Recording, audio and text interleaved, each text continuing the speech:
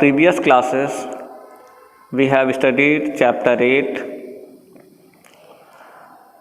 Rise of Kingdoms and Republics, and in today's class I will continue this lesson, so listen me carefully. Now I am going to talk about Ajatasattu. Ajatasattu killed his father Bimbisara in 493 BC and became the ruler of Magadha. Magadha became the most powerful kingdom of North India during his time.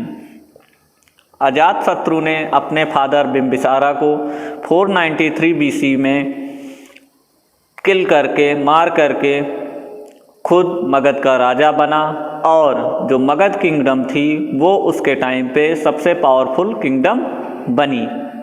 Ajatashatru attacked the ruler of कोसाला who was his maternal uncle and defeated him. उसके बाद अजातशत्रु ने कोसाला के ruler पर attack किया जो कि उनके maternal uncle थे और उनको हरा करके वहाँ पर अपने एम्पायर को स्थापित किया. After that he attacked Vaishali several times and it took 16 long years to achieve success in annexing Vaishali. उसके बाद उसने वैशाली पर कई बार अटैक किया लेकिन उसको वैशाली पर सक्सेस पाने में 16 ईयर्स लग गए उसको एनेक्स करने के लिए. Thus during Ajatasatru's time the Magadhan Empire expanded and extended his frontiers to Kashi and Vaishali. लेकिन जो अजातशत्रु का टाइम था उस समय मगध एम्पायर जो था वो वैशाली और काशी तक एक्सटेंड हो गया था और उसने अपने एम्पायर का बहुत अच्छे से एक्सपेंशन किया.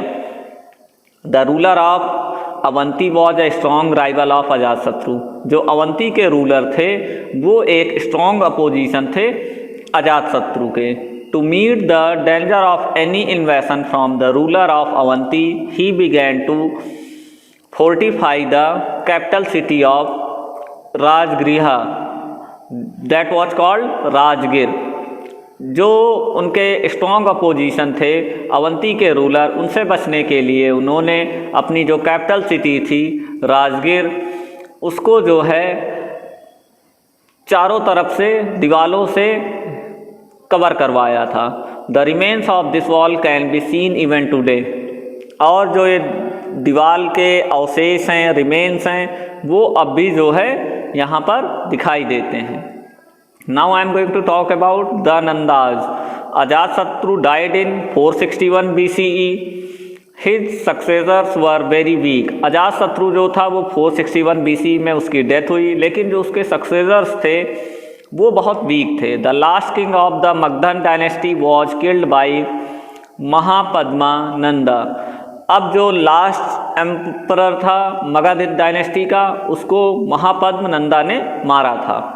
महापद्मनंदा the founder of the Nanda dynasty took over Magadh in about 360 BCE.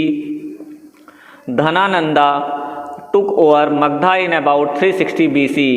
अब जो नंदा डायनेस्टी थी महापद्मनंदा के बाद, महापद्मनंदा जो थे उस डायनेस्टी के फाउंडर थे, उनके बाद जो मगध एम्पायर थे वो लगभग 360 BC तक चला और जो धनानंद थे वो लास्ट रूलर थे इस डायनेस्टी के. He was cruel and so was extremely unpopular among his subjects. जो धनानंद थे वो बहुत ही ज़्यादा अनपॉपुलर और क्रूएल थे. He was overthrown by Chandragupta Maurya who was founded the Mauryan Empire. और उनको हराया था चंद्रगुप्त मौर्य ने. चंद्रगुप्त मौर्य जो थे वो मौर्यन एम्पायर के फाउंडर थे.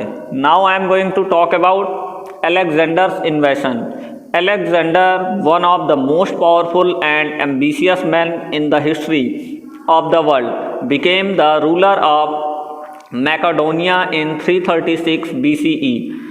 At the time of his invasion, most of the northwestern India was divided into small and big independent kingdom.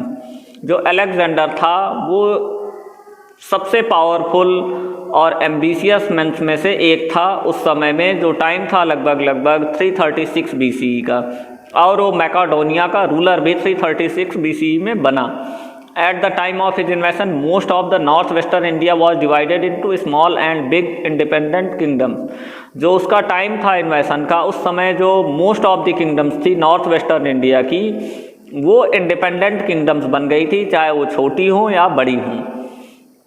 They were always engaged in fighting with each other, so it was easy for Alexander to defeat them.